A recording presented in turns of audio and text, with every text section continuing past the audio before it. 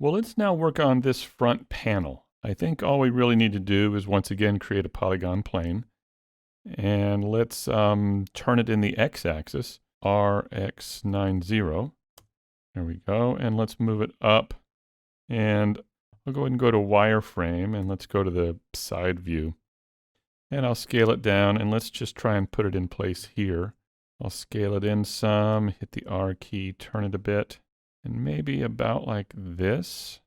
Now, if it's not quite in the right place, we can of course just tab into edit mode, and with the B key, select these 2 points down here and move that to there, and these 2 points up here and move that.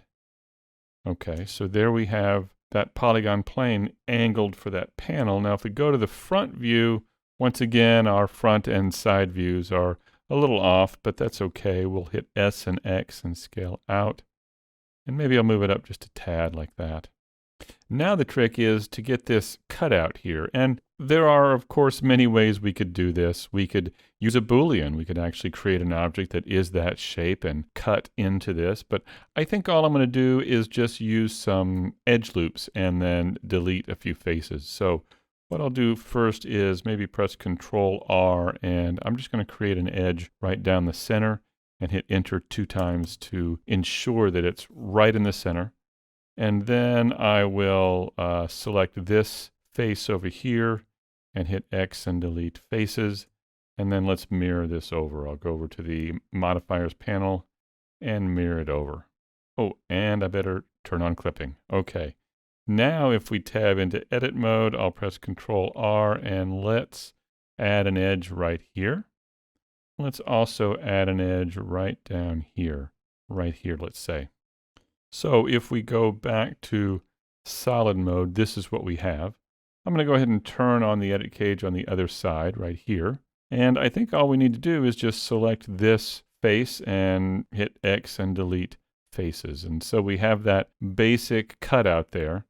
Now what we need to do is just shape it a little bit so it has a bit of a curve to it. And to do that, I think I need to see the polygons a little better, but still be able to see through the object. And to do that, we can press Alt-Z right there. And so we get kind of a transparent view.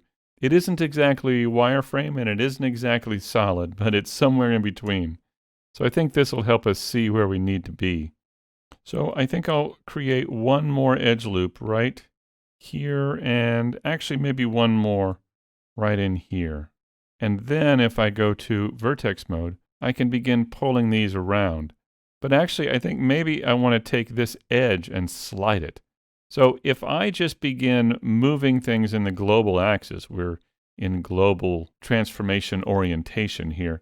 If I just begin moving these around, because it's at an angle, it might throw things off. So let's just say I took this point here. Let's just say I took this point and hit G and move this like this to get that curve. Well, if we tumble around, you can kind of see that it's been pulled out from the rest of the object because I was moving in the global Z axis instead of the local angled orientation here. So let me press Control Z to undo that. If we go from global to local transformation, then we can move things around in the axis of the object. But even though we're doing that, here in the front view, if I do that again, and then go to the side view, it still happens because I'm moving it in the orientation of the view and not of the object when I'm here in the front view. So I'll press Control Z again. So we need to move locally in line with the object and or slide these along the object so they don't get pulled out. So an example of that is if I select this edge here, I can slide this one way or the other by hitting the G key 2 times. So if we tumble over here, let me just go back to solid view. Oh, I just need to hit Alt-Z. There we go. If I hit G and tried to move this, you can see I'd move it like this. But if I hit G 2 times, then slide it, you can see it stays in line with the object. So I can move that like this. There we go. Now, if I want to move this point in line with the object, I can't exactly use that slide trick because, here, if I hit the 1 key and select that point, if I hit G 2 times, I can slide it just fine in this direction, but once I come over here, it's going to slide down along one of these edges, right? So I can't extend it in by sliding. So that's why I need my transform orientation changed to the local axis so I can do that. So I can just slide that in. This as well, if I need to slide this down, you can see I can slide it in the y-axis of the object, keeping it in line with all the rest of the points. All right, let's see how that looks. I'll go to the front view, Alt-Z, and yeah, something like that. And I've gone down just a little bit here below the reference image because we're below the reference image up here. All right, let's take a look at that, see what we think. All right, there we go. I think that's going to work. So I've got the mirror modifier on with clipping, so let's go ahead and click apply. And now let's add that solidify modifier. I'll go back to the side view here. I'll click add modifier solidify. And we're not getting too much thickness here. That could be because of the scale. Let's try it. Control A and apply the scale. Well, that didn't do a whole lot. Let's also choose even thickness, and then we'll click and drag in the thickness field and bring that out a bit like this. There we go. All right. So we've got that piece. As I've mentioned before, we've got the windows to do here, of course, but we'll get to those. The next thing I want to do is work on this box at the back of the turret here. You can see it here, and you can see it here. So let's take a look at that. Sure enough, here it is in the side view. So I think that's just a cube. Let's just press Shift A and create a cube, and let's scale it down. Let's bring it up here, and we'll go to wireframe, and I'll tab into edit mode and select that face there, and let's delete it. And then let's move this down here and scale it down and put it in place. So I think something like this, perhaps, about like that. And then we'll tab into edit mode and grab that face and move it over. And then we'll grab these points here and pull them back. Now we could also grab these points and pull them back like this as well. There we go. And then if we go to the back view with Control 1, and we can press S and X and scale out like this. About like that. All right, how'd we do there? Yeah, I think that'll work just fine. Now, another thing I had mentioned was this circular piece underneath the turret, as if that's the pivoting mechanism that turns it. So let's get something in there underneath that turret.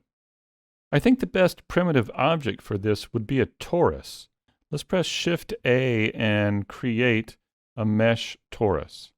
And here we go. So now we can adjust the size and shape of this to maybe match this thing here. Let's take the major segments down to, say, 16, and the minor segments to 8. Let's try that. And then we could take the major radius and click and drag and bring that down quite a bit, and then take that minor radius and bring that down as well so it isn't quite as thick. There we go, something like that. Maybe I better bring it up just a little bit. There we go. Let's see how that works. So now let's just bring it up and put it in place here and see how this will look. Actually, before we do anything, let's delete the bottom half of this. Let's go ahead and go into wireframe, and I'll go to face mode, and let's just border select the bottom half of this like that. Hit X and delete faces. So we just have the top part. We don't need that bottom part. It isn't going to be seen.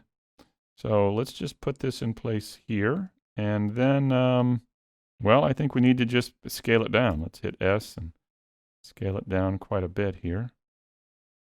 And it looks to me like that 16 is a little bit choppy. I know we've been doing things pretty low poly, but I feel like this is a little bit too angled here for this. So I think I'll try this again. I'm just going to press Shift A and Torus again. And this time, instead of 16, let me try something like 24.